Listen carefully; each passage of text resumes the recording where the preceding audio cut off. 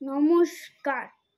কবি বীরেন্দ্র চট্টোপাধ্যায়ের কবিতা ন্যাংটো ছেলে আকাশ দেখছে, ঘর ফুটপাত, আহার বাতাস।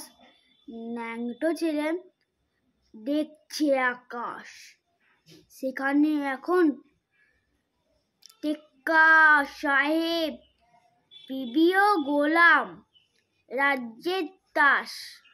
সবাই ব্যস্ত, সবাই করছে চাঁদ সূর্য তারাদের চাষ। সবাই চাইছে রাজত্ব, আর সবাই লিখছে দারুণ গল্প। সেই শুধু ফুটপাতে ন্যাংটো ছেলে, তাই তার বুদ্ধি অল্প।